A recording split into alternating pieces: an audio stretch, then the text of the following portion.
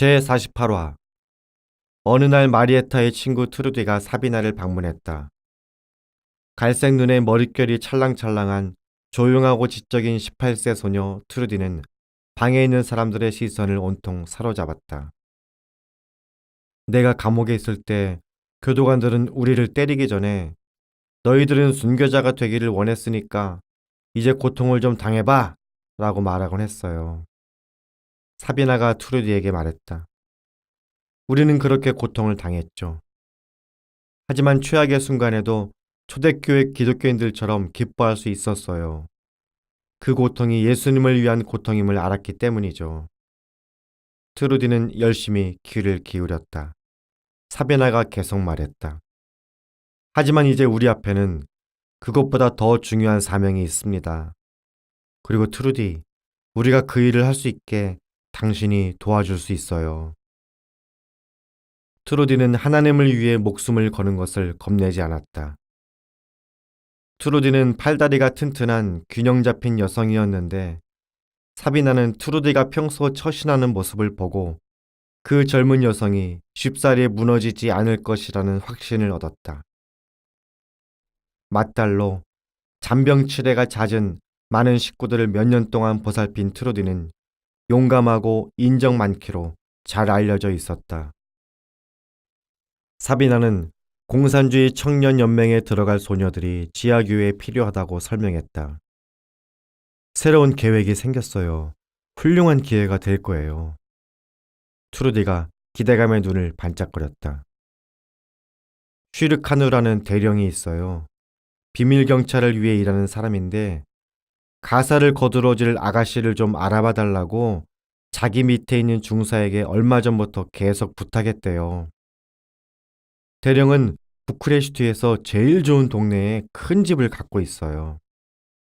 대령의 아내는 생각이 좀 없고 사치가 심한 듯 보이지만 참 친절하대요. 그들이 마련해 놓은 특별 채용 사무실에 가서 지원하면 우리에게 유익한 정보를 많이 얻어낼 수 있을 거예요. 트루디는 잠자코 있었지만 관심을 갖고 들었다. 그들은 아무것도 의심하지 않을 거예요. 사비나가 말했다. 그 중사가 친구들을 통해 마땅한 아가씨를 좀 알아봐 달라고 자기 아내에게 부탁했는데 그 부인의 친구 중에 한 사람이 우리 지하계회에 나오는 사람이에요. 그 여성이 기독교인이라는 사실은 아무도 모르죠. 제가 무슨 일을 해야 되죠? 처음에는 아무것도 안 해도 돼요. 그 집에 그냥 적응하고 모든 사람과 알고 지내기만 하면 돼요. 내가 가만히 지켜보니까 사람들이 당신에게 고민을 털어놓기를 좋아하더군요. 연로한 토마지우 부인이 어제는 당신에게 자신의 하지 정맥류를 보여주기도 했잖아요. 트루디는 몇 분 동안 곰곰이 생각한 뒤 용기 있게 결단하여 자신 앞에 놓인 임무를 받아들였다. 트루디는 슈르카누 대령의 집에 무사히 잠입했다. 트루디가 그 집 가정부로 고용되고 몇 개월이 흐르자 사비나는 트루디가 안전한지 궁금해지기 시작했다.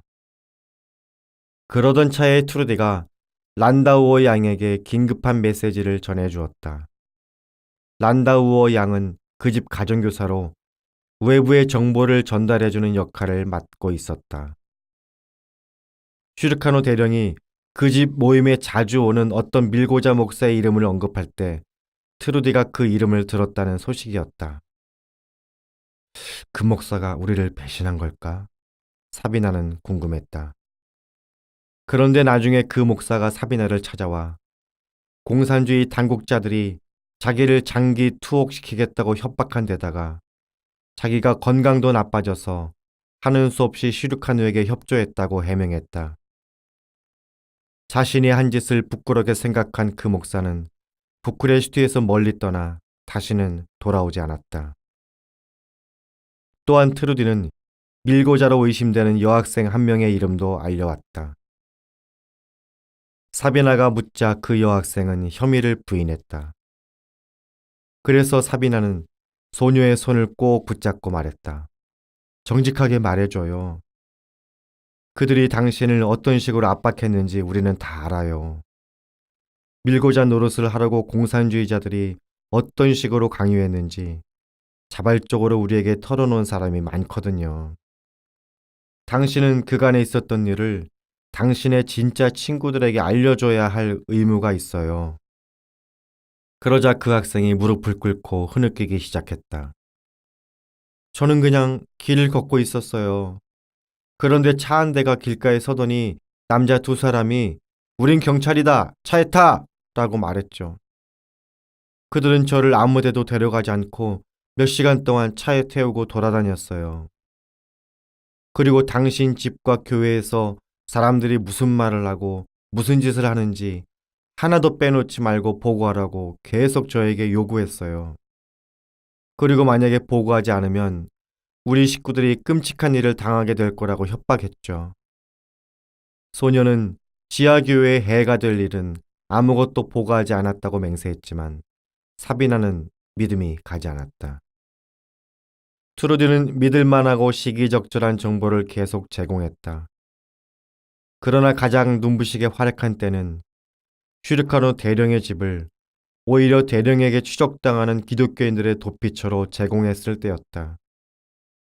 누구도 예상하지 못한 지혜였다.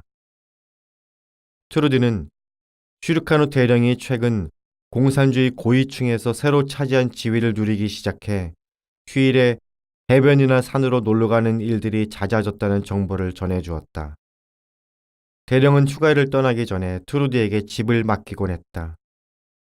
심지어 슈르카노 부인은 아유 내 귀여운 보석이라고 부르며 트루디를 떠받들어 주었다. 여기 대령 집에서 모이는 게 어떨까요? 트루디가 사비나에게 전가를 보냈다. 그들은 며칠 집을 비울 거예요. 이 집은 크고 비상구도 많아요. 아무도 의심하지 않을 테고요. 전가를 받은 사비나는 말할 수 없이 기뻤다. 기독교인을 잡아 죽이려고 혈안이 되어 있는 바로 그 사람 집에서 기독교인들이 모일 거라고 누가 의심하겠는가. 사비나는 지하교회 지도자 67명과 함께 대령의 집 문을 향해 불안한 발걸음을 옮겼다. 그런데 마치 그 대저택의 안주인이라도 되는 양 트루디가 나와 손님들을 맞았다.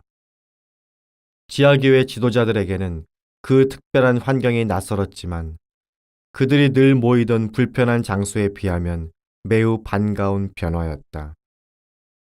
슈르카노 대령이 휴가를 떠날 때마다 트루디는 스파이 역할을 하며 부크레슈트에서 가장 화려한 예배 장소를 제공해 주었다. 그녀의 원수의 집을 지하교회 성도들에게 제공해 준 것이었다.